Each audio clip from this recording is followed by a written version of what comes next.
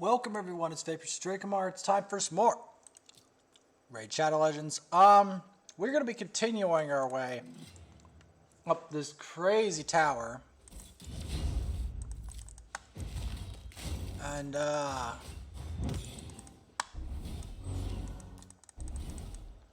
hopefully making it all the way to...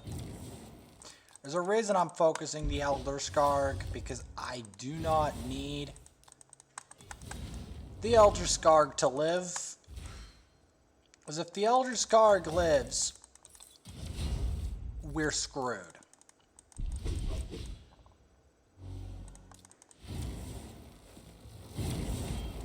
I don't need Elder Scarg to live. I'm also taking out the Cystalia because I really don't need...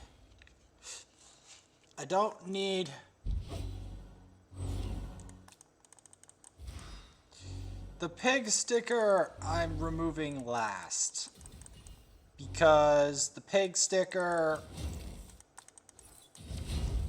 Let's just say...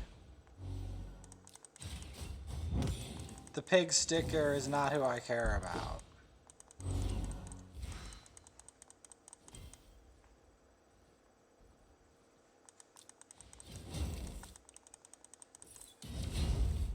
Let's just say that.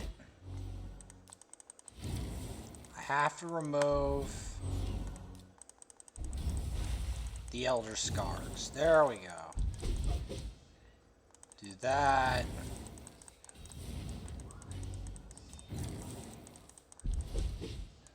That done. Now, how I got here is so incredibly difficult. I really don't know how to communicate the level of difficulty. Okay, actually, I need to get a different team in here. So we need to have more control, and we need to have Miss... Oh my god, you're so loud. You are so loud. Stop with that guy. Oh my god.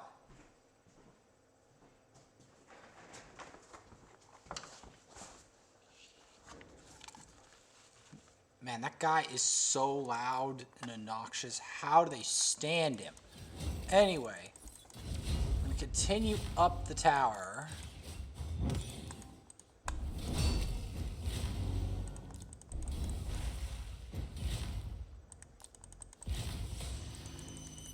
Clear that out.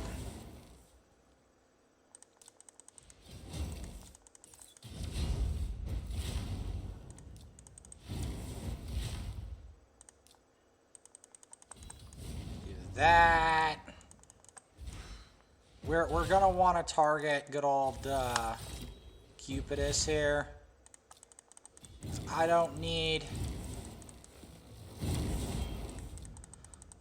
Cupidus being an absolute pain is the issue.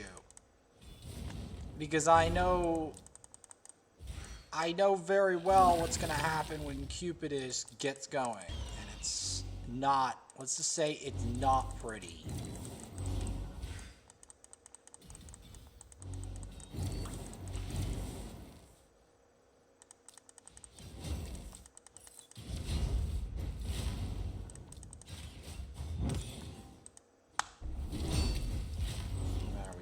Get that going. Get rid of you. Okay, since we've got Coronar in here, we're just gonna go with this. Okay, number one thing we have to do. Kill the Blind Seer. That part is evident. The reason that you do not want the Blind Seer to live is she will revive their entire team. Because that's what she does. See, it took me owning a Blind Seer before to understand, yeah, no, you really need to get rid of that Blind Seer. because she will make sure their team lives, pretty much. Past stuff that normally should kill them. So, that is the #1 reason why you get rid of Blind Seer first. Focus the Blind Seer first. Not step go, not pass go, not collect anything. Just take out the Blind Seer first, and then you can focus the rest of their team. God forbid. Okay, thank the Lord. Do not allow that to live. Please no. Okay, we are going to need Cleopteryx in this fight.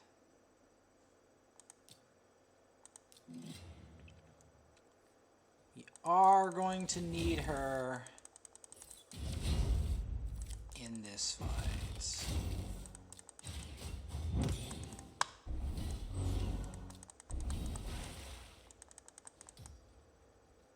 There we go. Good. Now in this case, we're going to have to focus the Phoenixes. Because the Phoenixes are going to wreck us.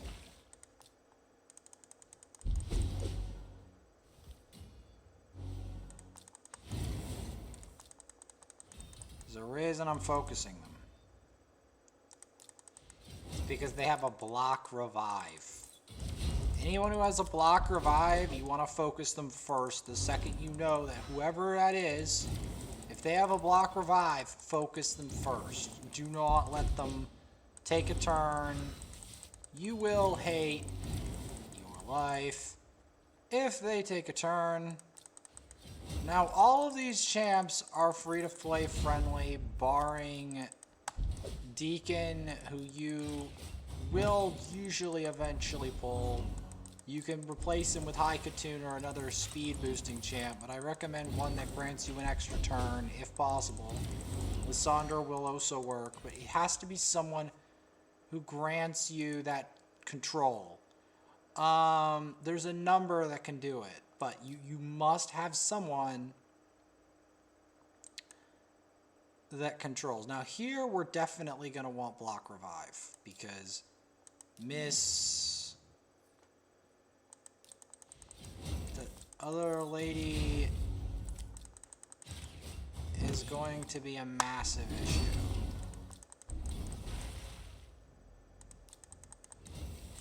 The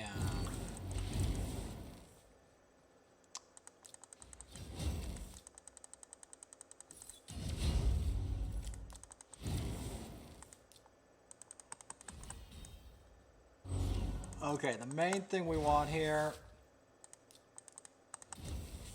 get the Cereses out of the equation.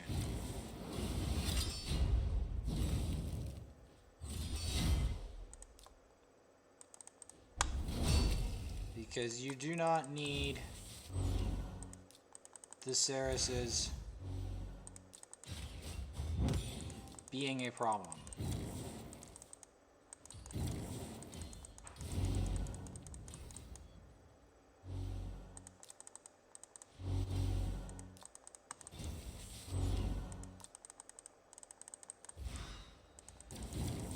But the reason I brought Armiger, he has a specific use. He's not here randomly. He's here to deal with her. Because we aren't going to get anywhere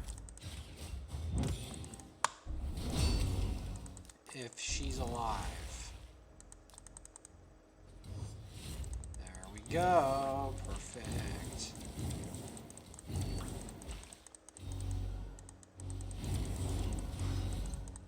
You do not want... you don't want that guy to live. Alright, we can do Secret Reign 5 maybe.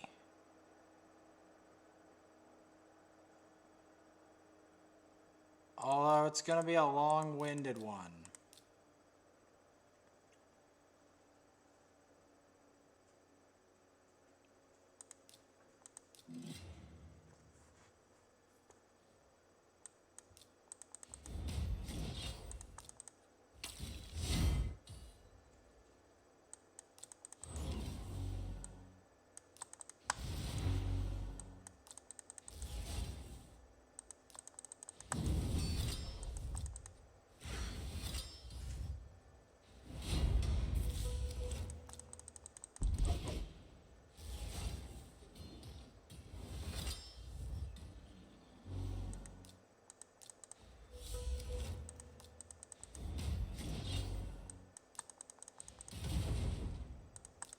if we can do it at all.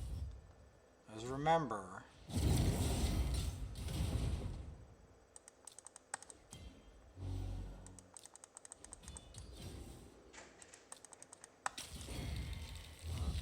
this is Doom Tower we're talking about.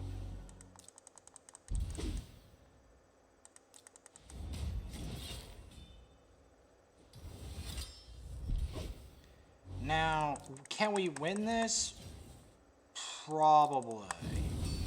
Now you're like, why, Vaporsmith? All your champs are out. What you're underestimating is, you see this champ here?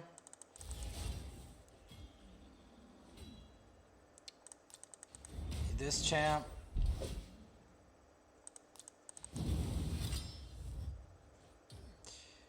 If I can get him in the right situation, and he does not get his buff stolen, he can literally cheese this entire thing. Now, is this my preferred method of doing this? Not really. But, does it work? Possibly.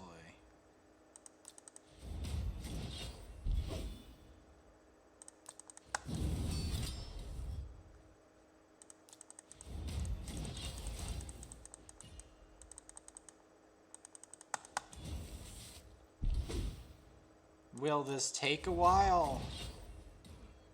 Most certainly.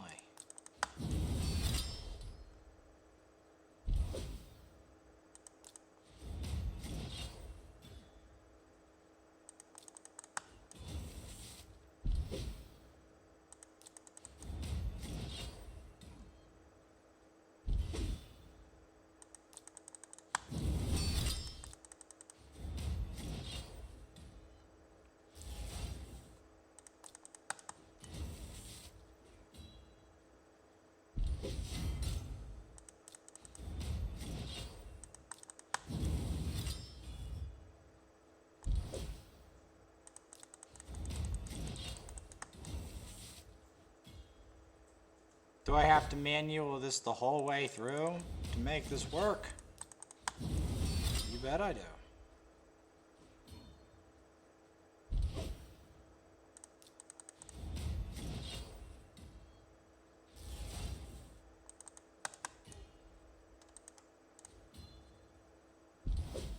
But I got impatient. I got impatient, and that's how the run ends.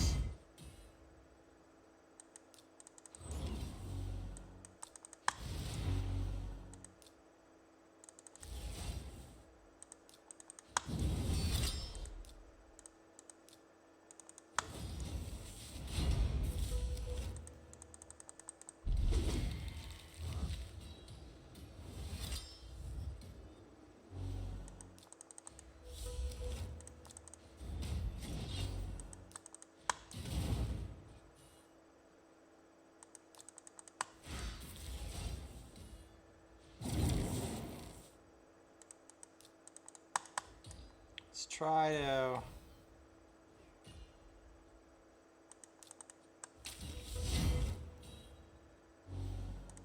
You know what?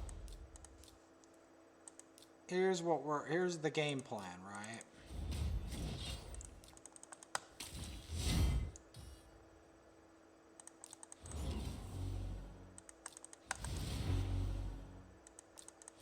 Go like that, right? Go for that.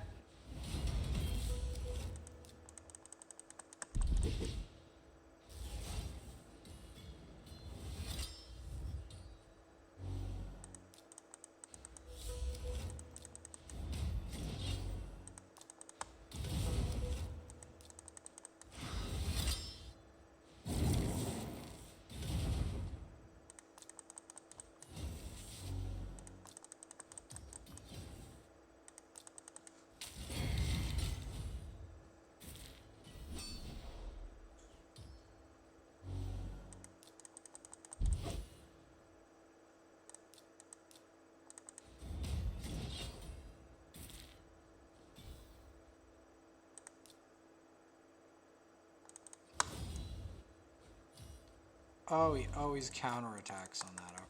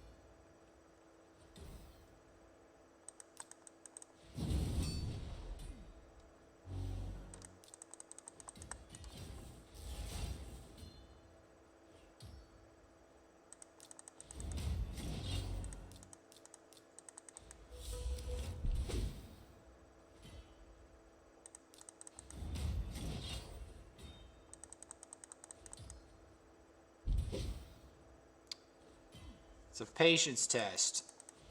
Can I be patient enough to actually do this is the question. Can I at least get past the first round? Because I'm telling you, it takes a lot of patience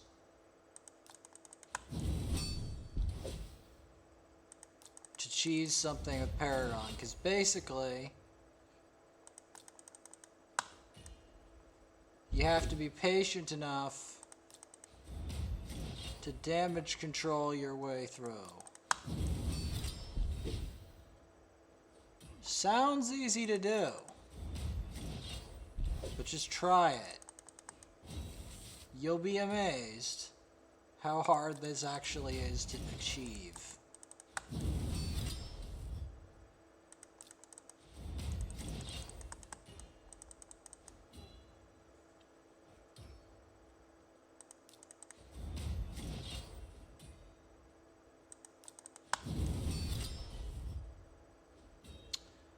Like, you make one wrong move there, like I said. You make one wrong move, one extra turn, and bam, you're dead. Like, it's... I think you can see my problem, right? It's so hard to get it so that the Paragon just does the whole job.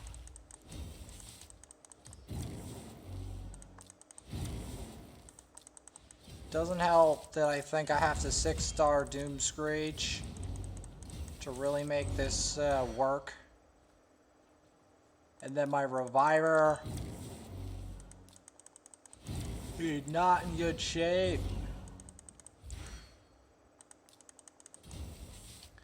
I mean, to be fair, you wouldn't think you'd need all these rares to work the way they do. But you do.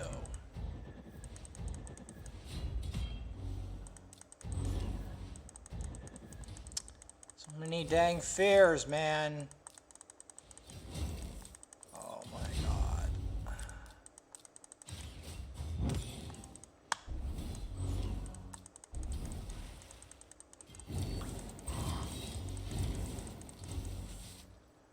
I'm gonna have to help that out later. It sucks, but that's what I'm gonna have to do, because I have, I think, the rares to do it. I just have to have them in the right condition. Which sounds easy to do. But again, is it easy? No.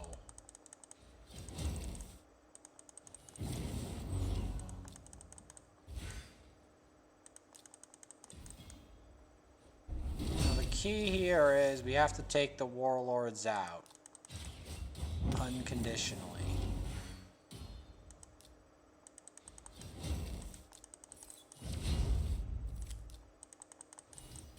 There's the reason for it. If we don't take the warlord out of the equation, we will never finish these Drexstars. Will never happen. The second we get the... Boom. We win, see? I guess this will work.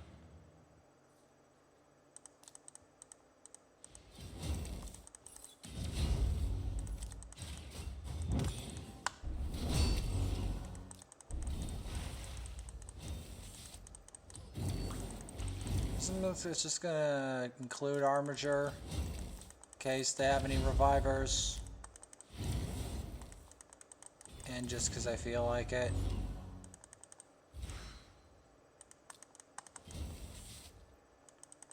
She's a prime focus because she has AoE block buffs. I don't need those block buffs on my team. That's gonna equal some Omega pain.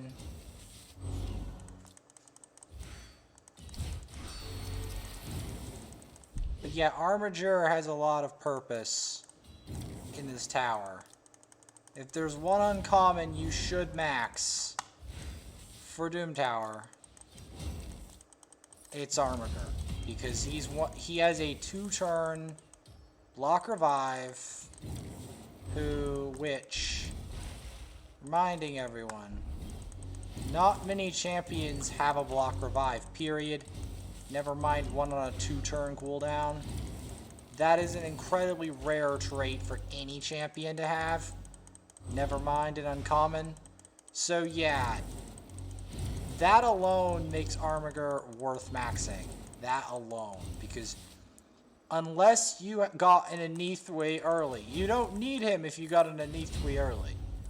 But if you didn't get one early, or an Anethwe, or a Mortu, or similar, well, even Mortu's not as good as him. I'd say if you didn't get an Anethwe or a Phoenix early on,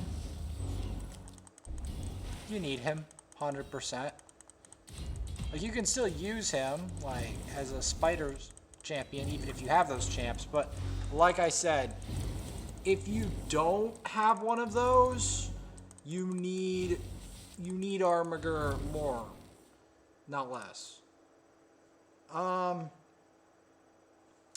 Okay, here we have some sinister stuff. We've got some sinister champs on the horizon. So, yeah. Ethos is not to be trifled with.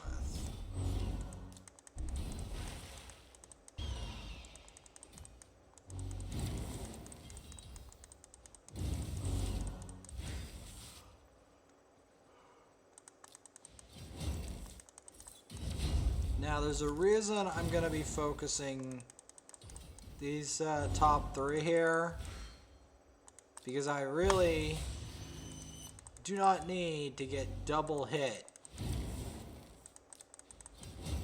with Nethril or Septimus. Both hit insanely hard.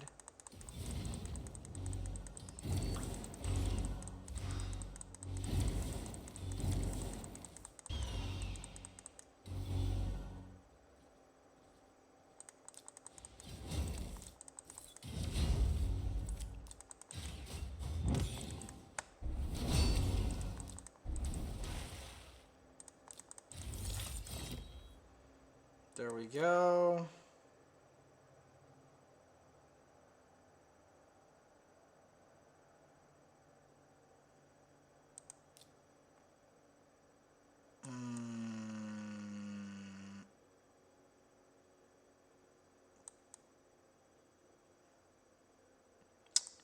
This one is really rough.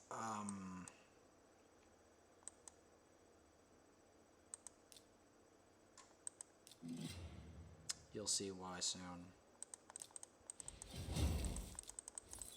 So, like, dealing with these nut bars is nothing short of a nightmare. Because what happens here is you have to deal with counterattack spamming fiends.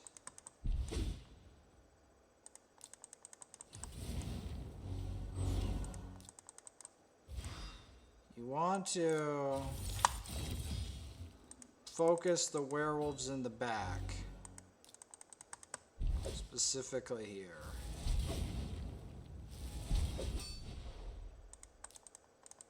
And then focus the Manaya. These guys are last and most painful.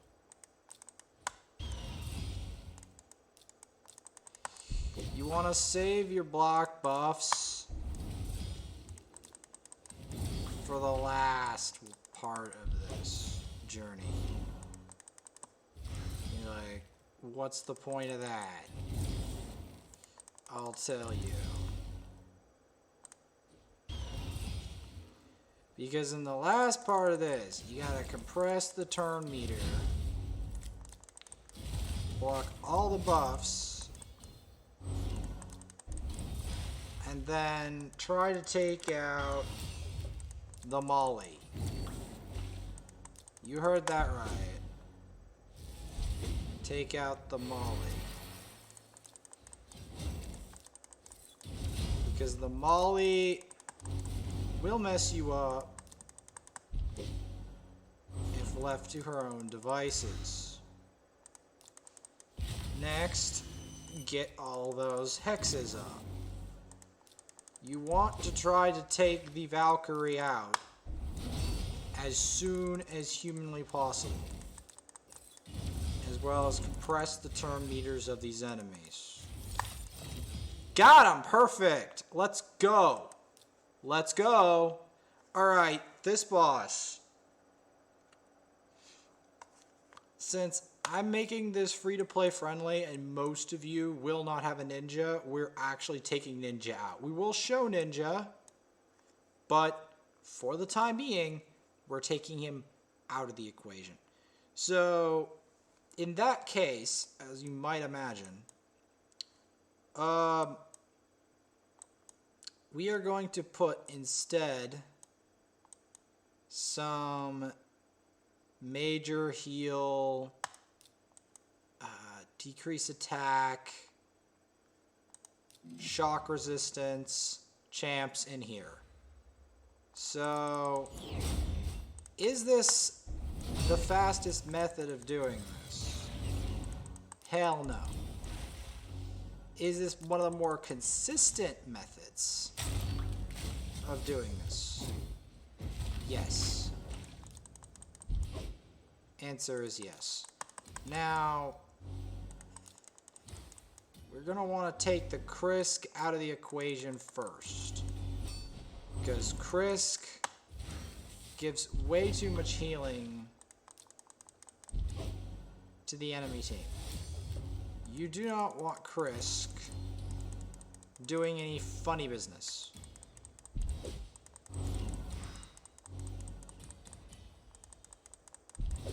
The waves in here are usually not as bad as the boss.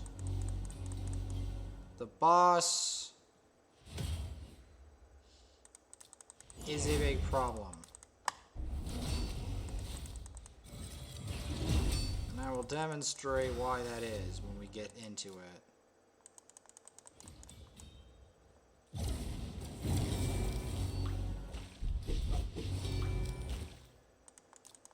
You're like, what's the danger of the boss, Vaporsmith? The boss isn't that dangerous. That's what you think. This boss is very dangerous, I assure you. And the reason for it is that it is almost impossible to finish this boss off. In fact, just as a warning, okay, there's a reason this team comp is made like it is. Ninja's usefulness in this fight dramatically wanes with the next iteration.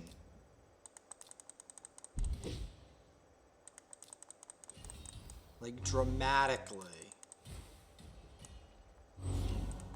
This boss fight is actually extremely dangerous.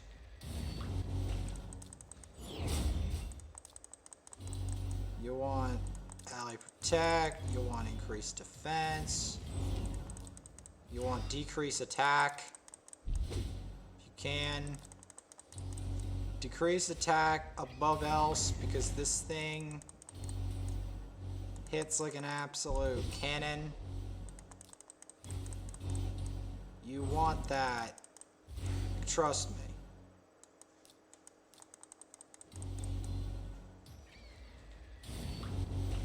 You want decrease attack as much as you can. That is... You see that? That debuff is what you want. You want to do it, the fight, in such a way that you maintain that decreased attack constantly. You do not want this boss, if at all possible, to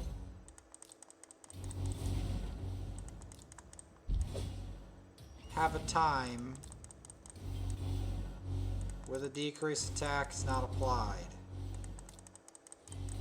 Because at 20 Skybond stacks, which this boss gets to in a very short span of time,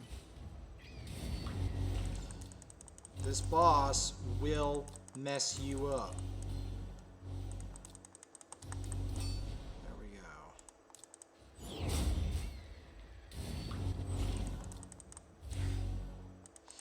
Jarrig is good in this fight because he's a backup decrease attack champ.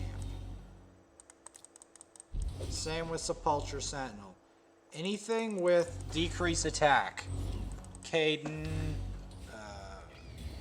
Hell, if you're really starved for an option, go for like Bogwalker. And you're like, what? Yeah, anything with decrease attack. Because the last thing you need is this boss smacking you for like 1,000,000 damage because you just like didn't decrease his attack constantly. Perfect.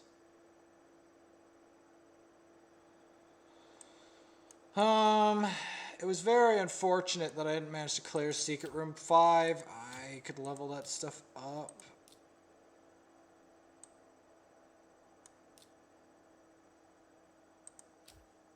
And until next time, like and subscribe. I work very hard on this stuff. I will be doing more of the other stuff later. What do I want to do though? For real.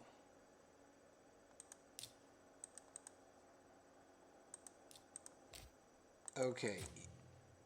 So definitely gonna want to aim for triple stars if we're aiming for... So this is my current clan boss team. That's the block damage. It's the increase. So we've got the double boss bonus. Just to show that I still care about clan activity stars.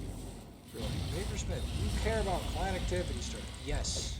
Yes, I still do. I do it, a lot of it off screen, to avoid boring the living hell out of you. But yes.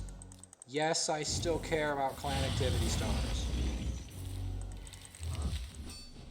I'm old school in that regard.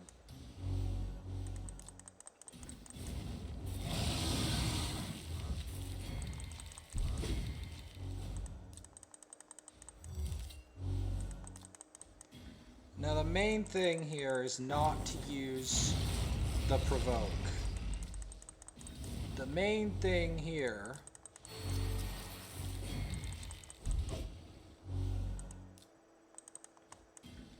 is to try to use the decrease attack. Especially in the early phases of this.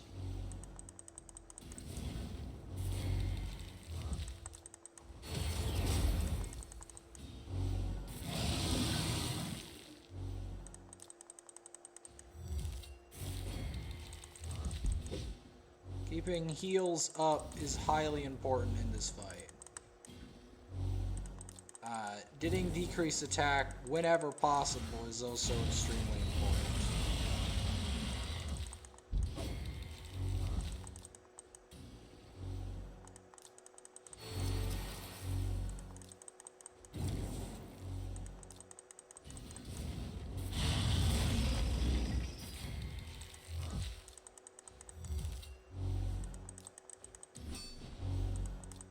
Getting a decreased attack.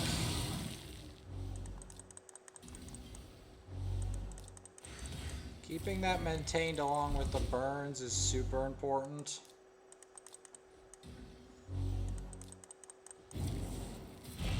Notice how in fact, I probably need to turn the provoke off whenever I do autos of this fight, because the reality of the matter is, you do not want this guy specifically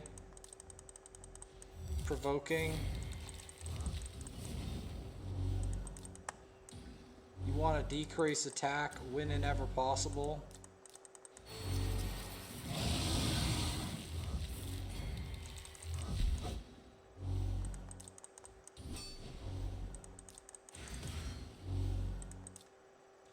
Because that's what's going to keep the boss in check.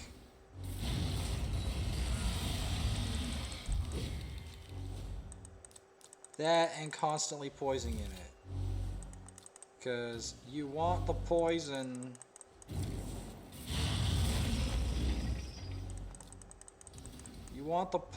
to constantly mess up the boss.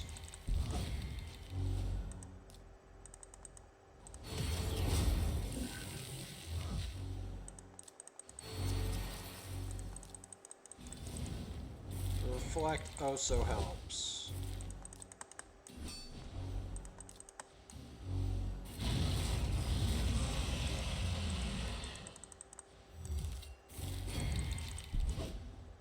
Poison up. Poison and the burns. Because that's where you will get your 100,000 a turn or more.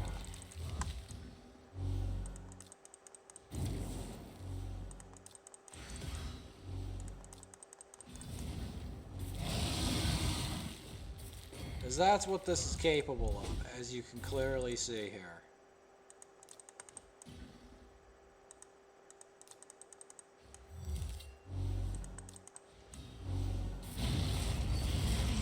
And by keeping that in sync, we can keep him alive. The longer he stays alive,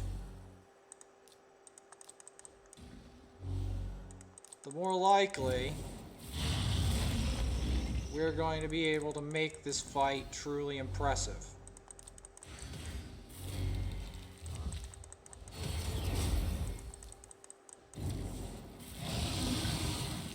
Because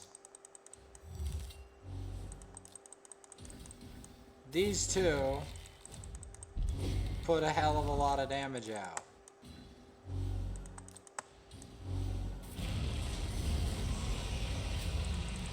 On top of having the revive on death. Revive on death is pretty useful. However, its usefulness is limited later in this fight. Because if you run out of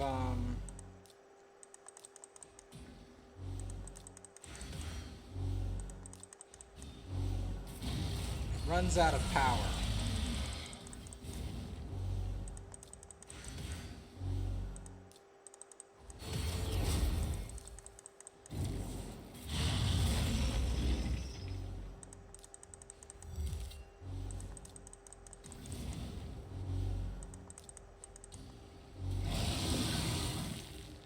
Okay, so without Godseeker and Neri, we are in deep trouble because we can't revive.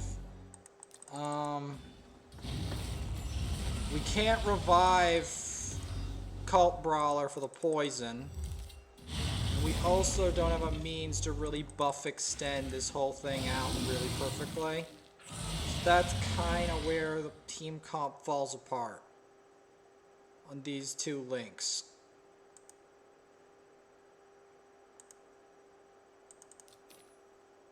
But on top of that, that does something for me.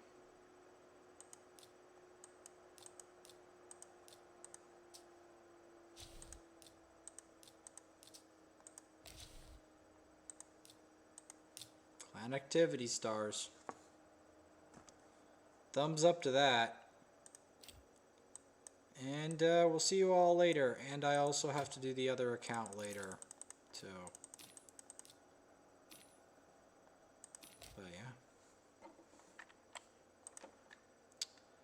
But yeah.